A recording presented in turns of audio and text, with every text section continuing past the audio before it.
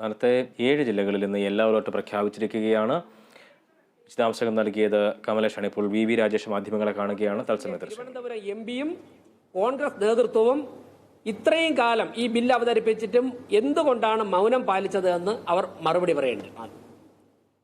മറ്റൊന്നുള്ളത്, ഇപ്പോൾ നമുക്കറിയാം മുസ്ലിം ലീഗും SDPIയും കുറെ കാലം കൊണ്ട് തന്നെ മലപ്പുറം അല്ലെങ്കിൽ മലബാർ സ്റ്റേറ്റ് വേണം എന്നുള്ള ആവശ്യം ഒളിഞ്ഞും തെളിഞ്ഞും ഉന്നയിക്കുകയാണ്. അതിന് ആവേശം പകരുവാനും ശക്തി പകരുവാനുമാണ് ഹൈബി ഈഡന്റെ ഈ സ്വകാര്യ ബില്ല് അവതരണം ഇടയാക്കുന്നത്. അപ്പോൾ ഇത്തരത്തിൽ ഒരു നാടിലെ ജനത ഒറ്റക്കെട്ടായി നരേന്ദ്രമോദി ഗവൺമെന്റിന് കീഴിൽ അണിനിരന്നുകൊണ്ട് നമ്മുടെ നാട് വികസനത്തിലേക്ക് കുതിച്ചു വരുമ്പോൾ ജനങ്ങളെ വിഭജിച്ചുകൊണ്ട് രാഷ്ട്രീയമായും വ്യക്തിപരമായുള്ള താല്പര്യങ്ങൾ നിർവഹിക്കുന്നതിനുള്ള ഈ നീക്കം അങ്ങേയറ്റം തന്നെ പ്രതിഷേധാർഹമാണ്. നരേന്ദ്രമോദി ഗവൺമെന്റാണ് രാജ്യം ഭരിക്കുന്നത്. തലസ്ഥാനം തിരുവനന്തപുരത്ത് നിന്ന് മാറ്റുവാനുള്ള എല്ലാ നീക്കത്തെയും രാഷ്ട്രീയമായിട്ടും നിയമപരമായും സംഘടനാപരമായിട്ടും ഞങ്ങൾ പ്രതിരോധിക്കും. BJP അതിന് പ്രതിജ്ഞാബദ്ധമാണ്. ഇപ്പോൾ ഹൈക്കോടതിയുടെ ബെഞ്ച് അത് തിരുവനന്തപുരത്ത് കൊണ്ടുവരുവാനുള്ള പരിശ്രമത്തിലാണ് ഞങ്ങൾ.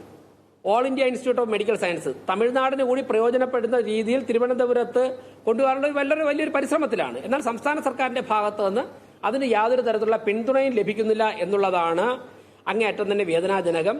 അതുകൊണ്ട് തന്നെ ഇത്തരത്തിലുള്ള നീക്കത്തെ നാട്ടിലെ ജനത, കേരളത്തിലെ മുഴുവൻ ജനങ്ങളും ഒറ്റക്കെട്ടായി നിന്ന് ചെറുക്കേണ്ടതാണ്.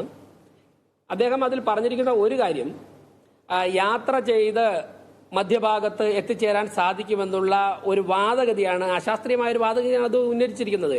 അങ്ങനെയാണെങ്കിൽ ഇന്ത്യയുടെ തലസ്ഥാനം വരേണ്ടത് മധ്യപ്രദേശിലല്ലേ?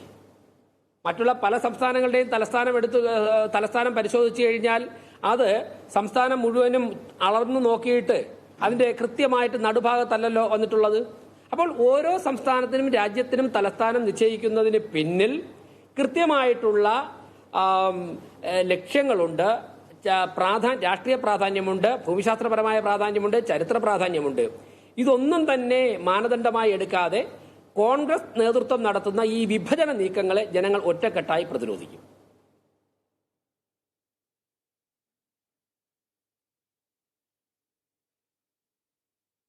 മാർച്ച് മുതൽ ജൂലൈ വരെ തിരുവനന്തപുരം MP ഉറങ്ങിപ്പോയോ?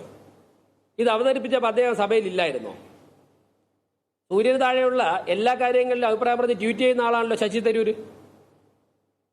മനുഷ്യന് മനസ്സിലാവുന്ന ഭാഷയിലും അല്ലാത്ത ഭാഷയിലും ഒക്കെ തന്നെ അദ്ദേഹം വാക്കുകൾ കൊണ്ട് ട്വീറ്റ് ചെയ്യുന്ന ആളാണ്. 15 കൊല്ലം കൊണ്ട് അദ്ദേഹം MP ആയിരിക്കുന്ന ഒരു നാട്, ആ തലസ്ഥാന നഗരം അവിടെ നിന്ന് മാറ്റണമെന്ന് ആവശ്യപ്പെട്ടിട്ട് 3-4 മാസമായിട്ട് MP ഇത് കണ്ടില്ലേ? കോൺഗ്രസ് സമവാക്യങ്ങളിൽ ശശി തരൂരിന്റെ നീക്കങ്ങളുമായിട്ട് യോജിച്ച് പ്രവർത്തിക്കുന്ന ആളാണല്ലോ ഹൈബി ഈഡൻ. അതുപോലുള്ള പല MLAമാരും മുൻ MLAമാരും സിറ്റിംഗ് MPമാരും ഒക്കെ ഉണ്ടല്ലോ.